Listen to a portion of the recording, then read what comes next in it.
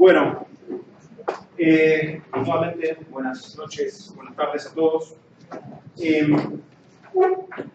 Hoy en esta segunda presentación de un trabajo de investigación en mi área de aplicación, que es mercados de commodities, voy a presentar un trabajo que confieso es la primera vez que se presenta, así que está recién salido del horno. Escucho críticas y preguntas que me puedan ayudar a mejorarlo. Esto es trabajo conjunto con un colaborador en Canadá, Matt Davison. Lo que hacemos es, para poner en perspectiva, en la charla de ayer miramos a la dinámica del mercado de commodities global, 26 commodities y 50 y pico de países, y nos preguntamos cómo la volatilidad de commodities afectaba a la performance de distintos países. O sea, era un paper ambicioso en lo macro de la cobertura del dominio que cubría. Y hoy, entonces, lo de ayer se parecía más, si quieren, a la intersección entre commodities y economía. Y hoy vamos a meternos en algo mucho más micro. Vamos a mirar en qué medida la operación óptima de la producción de etanol, que es un commodity en particular, se puede ver empíricamente en los datos. Entonces, este es un paper que trata con commodities, con recursos naturales, pero que está en la intersección no entre economía y mercado de commodities, sino entre finanzas e ingeniería industrial. Hay una operación óptima de un negocio, y si uno supone que muchas o todas las firmas en esa industria operan de cierta manera, esa actividad, esa manera de conducirse debería aparecer reflejada en precios de alguna manera, y eso es lo que queremos ver. Entonces, lo que vamos a hacer es, les quiero contar un poquito de la industria del etanol. Aprendí hace 2 días que hay algo de etanol acá en la provincia. Yo me voy a concentrar en el etanol en Norteamérica. Es etanol que se produce a partir de maíz. Y para eso les voy a contar entonces, les voy a dar el contexto. Gracias. Luego voy a hablar un poquito del modelo, que es tomado en gran medida de otro país, de otra persona, un paper reciente. Y luego vamos a suponer que hay firmas que se comportan de manera óptima, que tratan de maximizar sus ingresos, y ver cuáles son las predicciones respecto a la dinámica de precios y al volumen de producción y al precio de las firmas que salen del modelo, y ver si esas predicciones se ven de alguna manera en los datos. ¿Okay? Entonces, es decir, de un modelo micro de operación de la firma a tratar de encontrar evidencia macrofinanciera. ¿Qué les estoy mostrando acá? Esto es la evolución de la producción de etanol en los Estados Unidos. Esto es en miles de galones por mes, alguna unidad. Pero lo que es importante notar es que esto es el año 2000, esto es 2000, ahora 2017, 2018, 2017. Y lo que vemos es yo no veo bien los colores, pero en esto que creo que es como un amarillo, vemos la producción, la capacidad instalada de producción de etanol. En este otro color, que es azul, supongamos, la producción real de etanol, ¿sí? La producción y la capacidad instalada subieron fuertemente en los últimos años. Y lo que vemos acá, en estas filas horizontales, es lo que se llama el mandato de la EPA. Este es un regulador del medio ambiente de Estados Unidos que a partir del 2005, pero más fuertemente a partir del 2007, introdujo una regulación por la cual tenía que haber un porcentaje mínimo de etanol mezclado con gasolina. ¿Okay? Entonces, la producción, si ustedes piensan, bueno, los datos no son perfectos, pero a primer orden uno esperaría que la producción de etanol opere en algún rango entre la máxima capacidad productiva y el mandato mínimo que nos impone el gobierno. ¿Sí? Entonces, en ese rango debería moverse la producción. Y nuevamente, los datos son imperfectos, pero nos sirven como primera aproximación.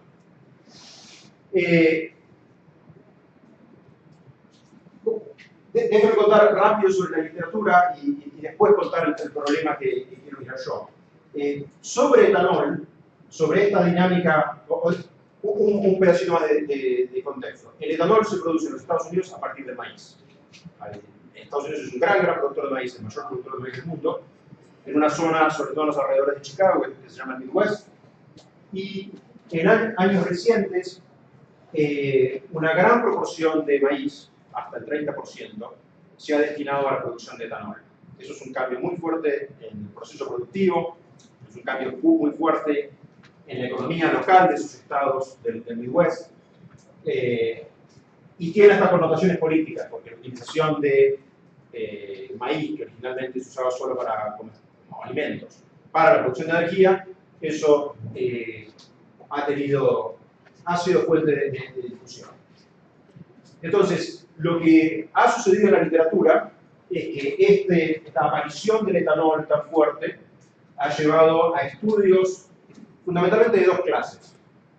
Ha habido muchos estudios empíricos, econométricos, series de tiempo, acerca de cómo el precio del etanol interactúa con otros precios, el precio del petróleo, el precio del maíz, etcétera, etcétera. Entonces, por ejemplo, hay evidencia de que este gran aumento del uso de maíz para producir etanol ha hecho que el precio del maíz suba de manera considerable. Hay algunos estimados que dicen tanto así como el 30%. Entonces, pasar de $200 la tonelada a 200 más el 30%, eso tiene un impacto no solo en los Estados Unidos, sino global. Si en los países no tan ricos como Estados Unidos, gran parte de la canasta de una familia se destina a la compra de alimentos, que el maíz sube al 30%, eso tiene consecuencias muy importantes. Entonces ha habido una gran literatura mirando la dinámica de precios de etanol. Ha habido una literatura más aplicada mirando la rentabilidad de la producción de etanol, en función de los costos de producción, etc. Y ha habido una literatura en ingeniería que no mira cuestiones macro como esta literatura de carrera, sino que mira el problema micro de cómo operar una planta de etanol. ¿Sí? Cómo hacerlo de la manera más rentable posible. Pero es un problema de operations, de ingeniería, donde yo tengo una planta, compro maíz de alguna manera, produzco etanol de alguna manera, quizás lo almaceno o no, lo vendo más tarde, y lo vendo luego a quienes lo mezclan con gasolina, y eso es un problema de operaciones óptimas. ¿Sí? Lo que queremos hacer en este paper es ver si la operación óptima en plantas de etanol, la optimalidad a nivel de firma, aparece de alguna manera en la dinámica de precios del etanol y en el volumen de producción global. ¿Sí? Entonces, no hemos visto nada escrito sobre eso tan directamente como lo vamos a hacer nosotros, y entonces eso es lo que queremos hacer. Testear empíricamente cuáles son las implicaciones, las pistas que la operación óptima de empresas nos dejan en los mercados globales. Entonces, déjenme darles un poquito de contexto nuevamente. El etanol, digo, es una fuente de combustible que se produce con maíz y luego se mezcla con gasolina pura que viene del petróleo para generar la gasolina que finalmente se vende al público. Pues un corte del 10% o distintas fracciones. El uso de etanol, como les digo, es consecuencia de cambios regulatorios en los Estados Unidos. Está esto que se llama el RFS, el Renewable Fuel Standard, es un cambio regulatorio, y luego en el 2007 un cambio regulatorio aún más fuerte, que es este mandato mínimo de uso de etanol en gasolina. Y una consecuencia, por ejemplo, es un enorme crecimiento de la capacidad instalada y del número de plantas de etanol en operación. Junto con eso, entonces, se ve que la proporción de combustible que se vende al público, que es etanol, pasó del 3% al 10% en 2017. ¿Sí?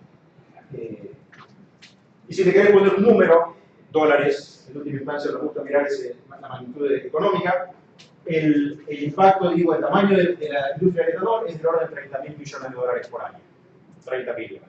En el contexto de la economía americana, que es una economía, un Producto Bruto de quizás 16 trillion, Esto es un número no muy grande, pero si lo mirás, el impacto local en esos estados que producen etanol, esto es importante. ¿Sí? Y una consecuencia, como digo, del uso tan importante de etanol es que cuando se demanda mucho maíz para producir etanol, eso ha hecho subir los precios del maíz también. Bien, eso es el setting, ese es donde vamos a jugar. ¿Y quiénes están jugando? ¿Quiénes van a jugar este juego de optimalidad que luego va a dar lugar a ciertos precios que se observan en el mercado?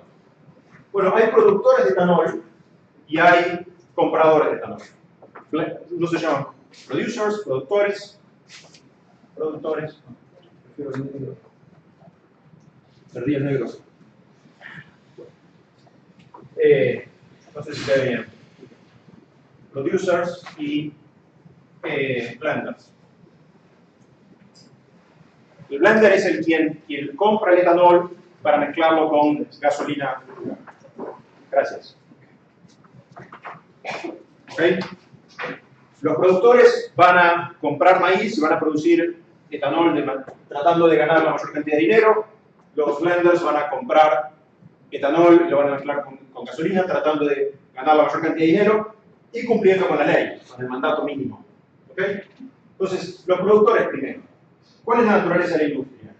Bueno, es razonable asumir que es una industria competitiva, en el sentido que hay muchos productores pequeños que compiten entre sí.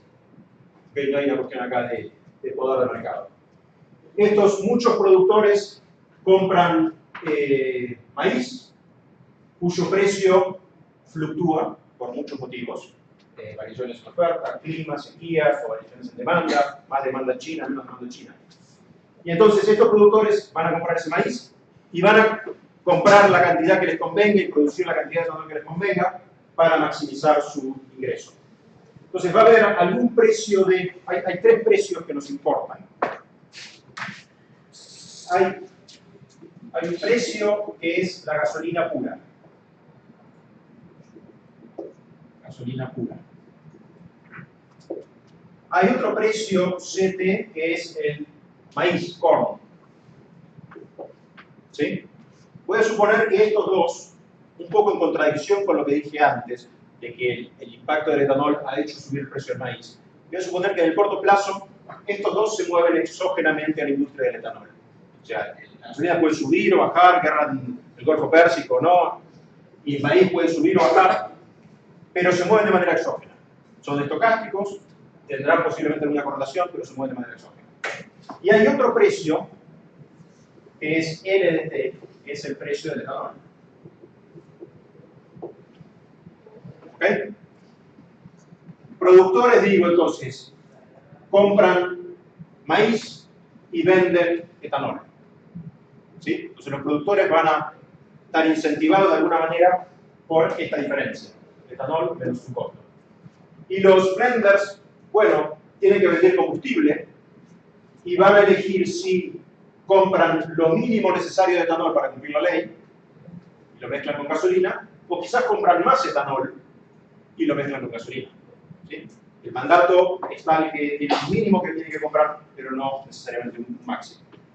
Entonces, déjenme, vamos un poquito más en los detalles de la cuenta de cada uno. Entonces, ¿qué le pasa al productor? Hay una cuestión acá de ingeniería, de cómo es la producción de etanol. Resulta que cuando uno produce etanol, necesita comprar maíz, necesita pagar algún costo fijo, F llamarlo, y aparte con esos insumos produce etanol, L, y se produce algo más que también tiene valor económico, pero que es de segundo orden, así que lo ponemos como una constante. Entonces, el profit, la rentabilidad de la producción de un galón de etanol, está dado por la diferencia entre el precio de venta que obtenés, este L, menos los costos que tenés. ¿Sí? Hay alguna función acá, profit lineal. ¿Estamos?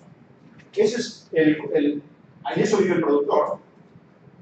Y del otro lado, entonces, el productor depende básicamente de la diferencia entre etanol y maíz. Por supuesto, al productor le gustaría, el precio del maíz es exógeno, es lo que el mercado te ofrece, al productor le gustaría vender el etanol lo más caro posible y quedarse con la diferencia, pero del otro lado está el blender que comprará a un precio que también le sirva. Entonces veamos cómo piensa el blender. El blender, digo, fabrica combustible mezclando etanol y gasolina y hay una cantidad mínima que tiene que comprar.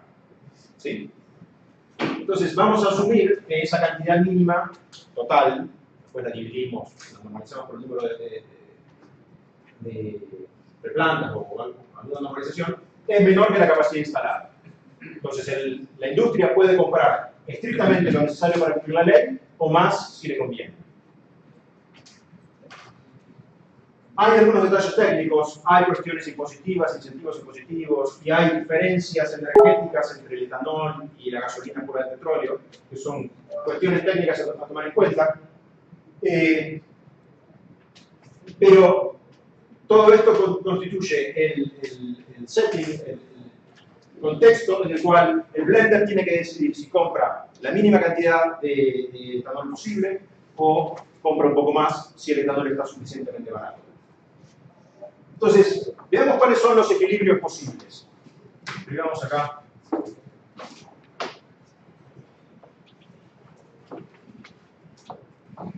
Entonces, el productor, el blender, decide si compra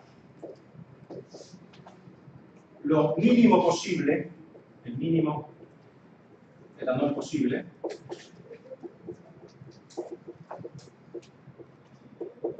o si compra más etanol que el mínimo.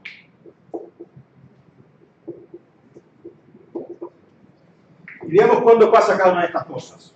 Resulta que hay dos equilibrios donde se encuentran compradores y vendedores.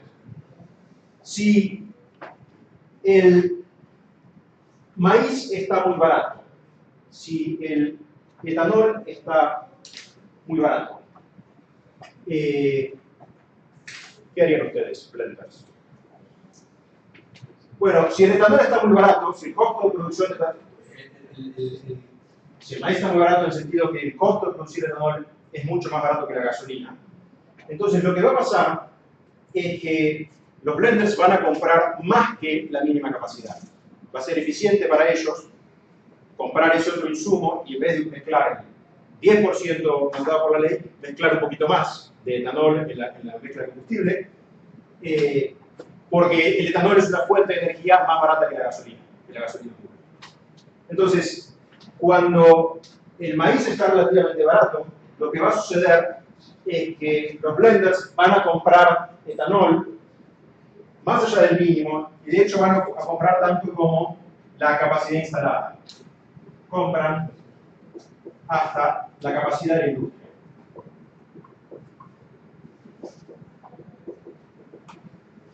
¿Sí? La capacidad agregada de la industria, que es la suma de todas las plantas.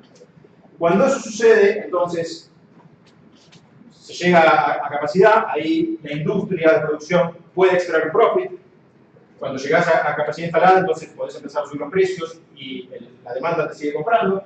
Y entonces lo que va a suceder es que el precio del etanol va a ser en el límite casi tan alto como el de lo que está sustituyendo, casi tan alto como la gasolina.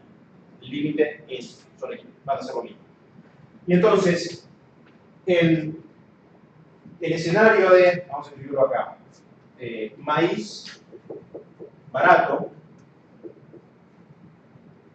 el blender va a comprar más etanol que el mínimo, de hecho va a comprar tanto como la capacidad de la industria, y entonces el precio del etanol va a aproximarse, no va a ser exactamente, porque hay fricciones, pero va a aproximarse a el valor equivalente de la gasolina, donde hay constantes que dividen y constantes que suman porque hay cuestiones impositivas, de créditos y cosas por el estilo, pero particularmente es eso que te estoy diciendo.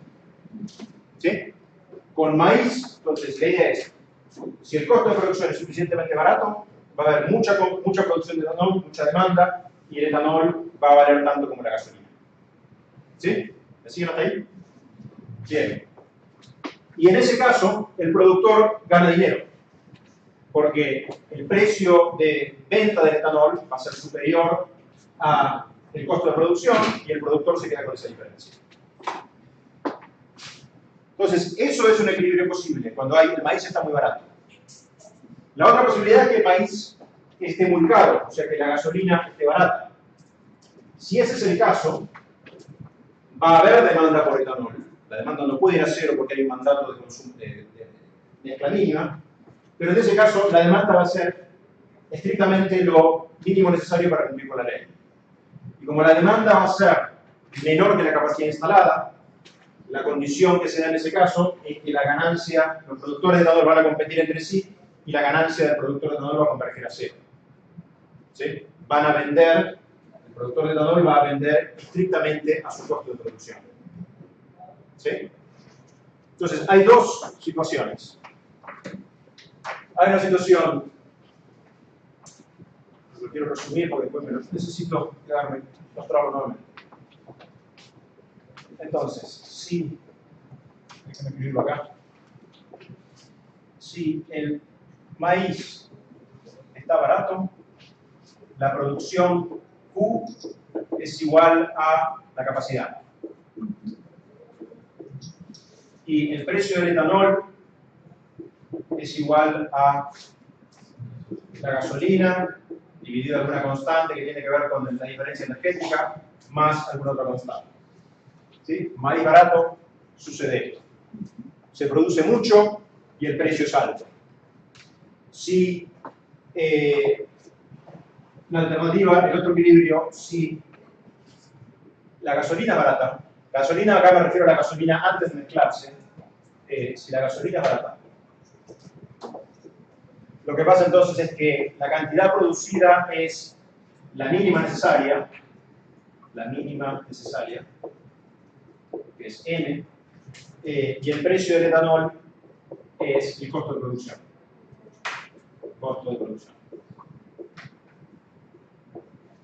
¿Sí? Dos equilibrios. Y en este caso, la ganancia, la renta del productor, cuando hay mucha demanda por etanol, la renta del productor es positiva, y en este caso, la renta del productor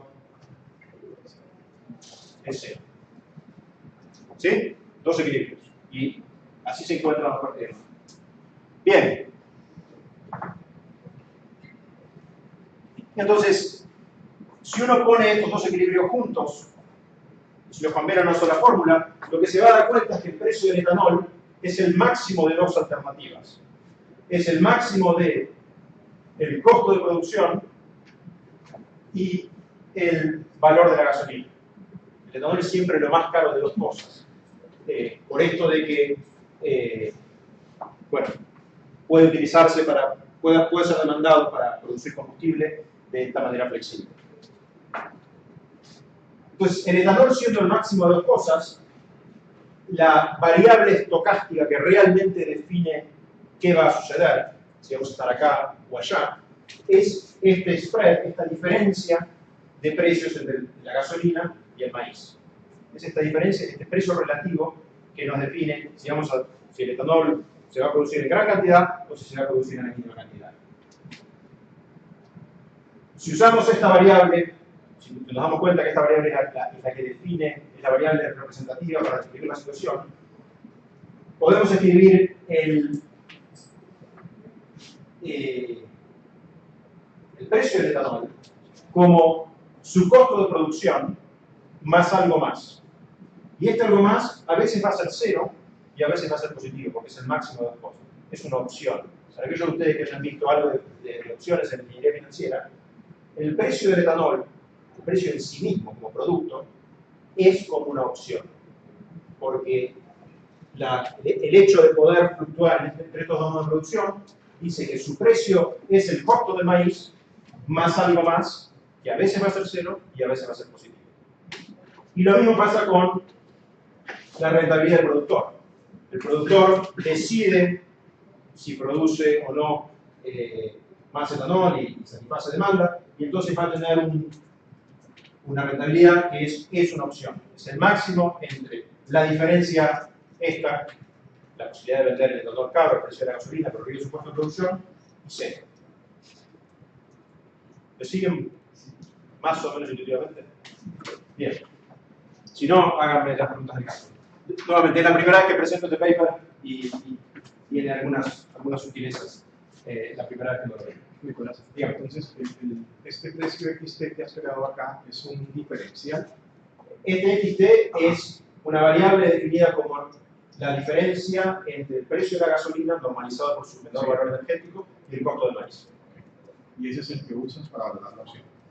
Y luego voy a ir a evaluar la opción y efectivamente, aunque este problema en principio depende de dos variables estocásticas, resulta que la dimensión real es dimensión 1, depende solo del spread que es de x. Pero sobre este de x vamos a modelar la electricidad. Nuevamente, tenga presente entonces que la posibilidad de pasar de un régimen a otro, de optar entre producir más o producir menos en función de la búsqueda de la rentabilidad, hace que el precio del etanol tenga esta componente de opcionalidad. La opción es el máximo de dos cosas, matemáticamente, y que la ganancia, la rentabilidad del productor, sea también una opción. Bien. Entonces ahora lo que quiero es evaluar el valor de la planta, o el valor de la... Quiero evaluar el productor de etanol. Para eso necesito... ¿Y qué es un productor de etanol? Ahora voy a resumir. Un productor de etanol es una fábrica, una industria, que tiene la posibilidad de, por un periodo de tiempo, decidir si produce o no etanol en cada instante del tiempo. ¿Qué quiero decir con esto? Vamos a asumir que la producción de etanol es reversible en el tiempo. Puedo decidir prender producción o dejarlo apagado en cada segundo sin costo de entrada y salida, sin costo de prender y apagar. Lo cual es un supuesto y se podría mejorar, pero bueno, por ahora estamos en eso. Entonces, ¿qué es un productor de etanol? Es alguien que tiene esa fábrica que puede decidir en cada instante del tiempo si produce o no etanol en función del precio de la gasolina y el precio del maíz. Entonces, para evaluar eso, para evaluar ese derecho a producir etanol y venderlo en el mercado, lo que necesito es un modelo probabilístico de cuáles son las chances de que esta X sea muy grande, que yo gane mucha plata, yo productor de etanol. Si este X es muy grande, mi ganancia es positiva, yo gano mucho dinero. Si este X es pequeño, el máximo de estas dos cosas va a ser 0 y no gano nada.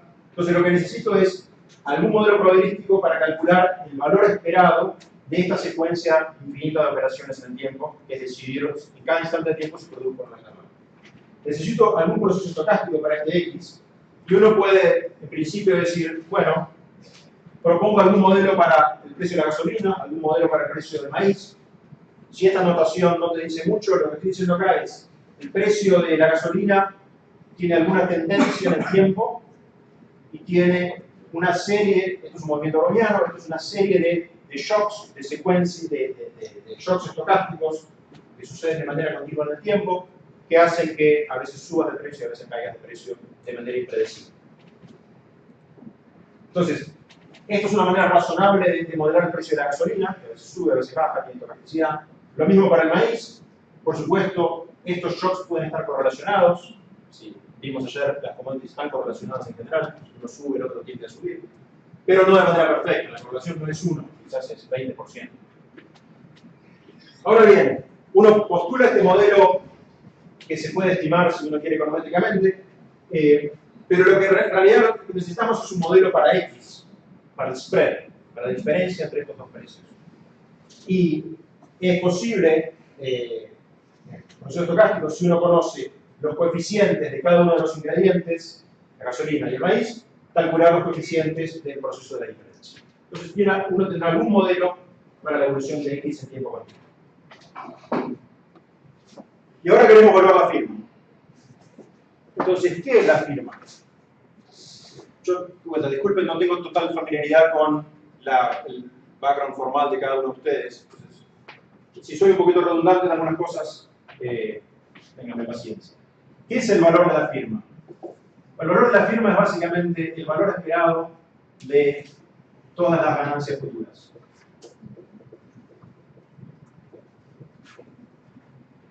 El valor esperado, suponiendo que, bajo el supuesto que sigo, el dueño de la firma, sigue, vamos a poner acá, la estrategia de producción óptima.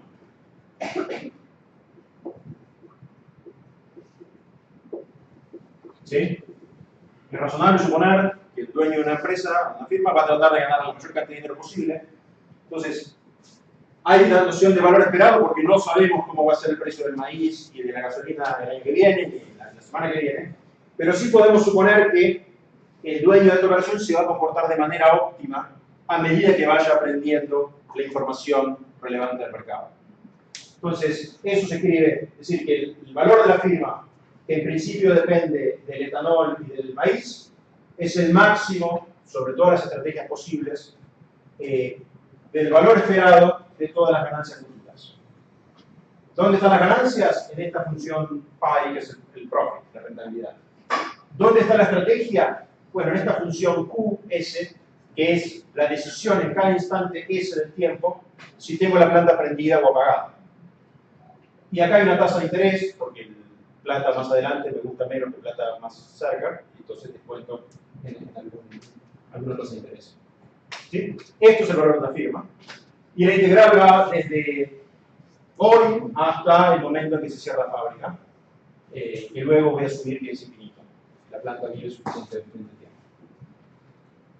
Resulta que, de vuelta, no sé si han visto esto, optimización dinámica, pero el valor de una firma puede expresarse cuando es este proceso de decisión continua de hacer en cada instante del tiempo lo que me conviene. Uno puede pensarlo como el valor de la firma es la ganancia en el primer instante, la ganancia inmediata, más la suma de todas las ganancias que vienen más adelante, siguiendo también la estrategia óptima. Pero eso que queda adelante, la ganancia desde el instante t más delta t hasta infinito o hasta el final, vuelve a ser el valor de la firma. El valor de la firma, un momento más tarde, en t más delta t, y partiendo de un estado de la naturaleza, precio de la gasolina y del etanol y precio del maíz, que no va a ser el precio inicial, sino que va a ser el precio conocido más adelante. ¿Sí? Entonces piensan así, el valor de un negocio hoy es la ganancia que puedo tener en el próximo segundo, más el valor del negocio mañana, porque yo lo puedo meter. ¿Sí? Entonces, eso establece lo que se llama una recursión.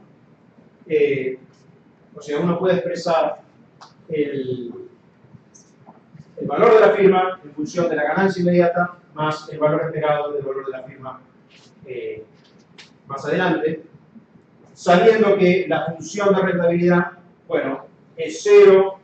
Habíamos dicho si el maíz es suficientemente de un lado de la gasolina y es positivo si el maíz está suficientemente del otro lado de la gasolina. Esto, acá hay un truco técnico, no es momento de meternos en detalle, pero básicamente el valor de la firma mañana, porque depende del estado, la naturaleza, del precio de la gasolina y del precio del etanol, del maíz mañana, es como el precio hoy más una serie de Taylor, una expansión con una derivada primera, una derivada segunda, etc., función de estas variables de estado, y eso conduce, ténganme paciencia si no lo han visto, a una ecuación diferencial, derivadas parciales, para el valor de la firma. O sea, esta función B, que te dice el valor de la firma en tiempo t, y para el spread entre gasolina y maíz con nivel x, satisface esta ecuación. Esto es muy parecido a la ecuación de Black-Scholes, si vieron opciones en el recién. Si esto no les resulta transparente, hay una otra manera más fácil de interpretar el valor de la firma que les voy a contar en un instante. Esto es una ecuación diferencial de derivadas parciales. Vamos a simplificarla asumiendo que es una firma que vive hacia infinito tiempo, lo que se llama producción perpetua, y entonces hay una derivada con respecto al tiempo que desaparece. Si una firma vive al infinito, su valor hoy o su valor mañana es el mismo, en la medida que no cambie el estado del precio del gasoil, del etanol y el maíz. Y entonces esto se transforma de una ecuación en derivadas parciales, como tengo acá, dice acá tengo derivadas con respecto a t y derivadas con respecto a x. Cuando esto desaparece, esto se transforma en una ecuación diferencial ordinaria. ¿Sí? Y esas son fáciles de resolver. Hay algunas condiciones de contorno, boundary conditions, técnico. No me quiero detener en eso ahora. Entonces, ¿qué es lo que he tratado de convencer? El hecho de que el valor de la firma es la suma de las ganancias futuras con alguna estrategia óptima conduce a alguna fórmula o una ecuación diferencial para el valor de la firma. ¿Sí? ¿Y qué es este X? Este X es el valor inicial, el valor hoy del spread, habíamos dicho gasolina menos maíz. ¿Ok? Entonces, si vos ves el precio de la gasolina hoy, ves el precio del maíz hoy, calculás la diferencia, lo metés adentro de esta función es la solución de la ecuación diferencial, y eso te da el valor en dólares de tu planta de etanol. La solución de la ecuación diferencial es alguna función que en algunos casos puede expresarse de manera analítica. Por ejemplo, si resulta que la dinámica estocástica de la gasolina, yo digo que la gasolina es alguna constante, por ejemplo, un movimiento browniano 1, y el maíz es un movimiento browniano 2, con alguna constante, A y B, no sé. Pero no hay funciones que dependan del tiempo complicadas o tendencias que dependan del mismo precio de la gasolina y cosas por el estilo. Si la dinámica es gaussiana pero con coeficientes constantes, resulta que la ecuación diferencial ordinaria se puede resolver de forma analítica y es esto que está acá. Esto es conocido en matemática financiera hace bastante tiempo.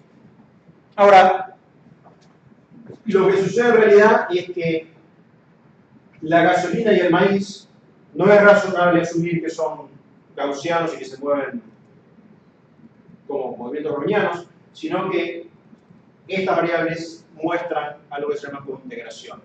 Tienden a revertir a una media. Si yo dibujo la diferencia entre la gasolina y el maíz en los últimos 18 años, esto es lo que estoy mostrando acá, gasolina dividido en 1,2 menos el maíz, esto es X, esto es la serie temporal de X, esto es 2000 a 2017, lo que se ve es que esto muestra algo así como reversión a la media. ¿Sí? A veces la gasolina se encarece en relación al maíz, pero esta cosa no se abre al infinito, sino que converge y luego la gasolina pasa a estar más barata y luego es más cara, ¿sí? Pero cruza algo que es alguna media, acá está el cero, a veces está más cara la gasolina, a veces más barata la gasolina, y esto se cruza varias veces. Cuando digo que esto tiene reversión a la media, no estoy probando un teorema, por supuesto es un hecho empírico, pero el gráfico es sugerente. Entonces uno puede calcular la solución de la ecuación diferencial para el valor de la firma, ahora no bajo un modelo tan sencillo como esto, sino bajo un modelo que tenga reversión a la media. Este modelo es una cuestión de probabilidad, esto no tiene reversión a la media. A diferencia de dos movimientos brownianos, no puede irse tan lejos como quiera. Entonces, no lo voy a aburrir con esto, pero sí quiero la fórmula de arriba. Se puede probar lo siguiente. Se puede probar que el valor de la firma es... ¿Conocen opciones europeas? European options. Se puede probar que el valor de la firma es el valor esperado, digo ahí, de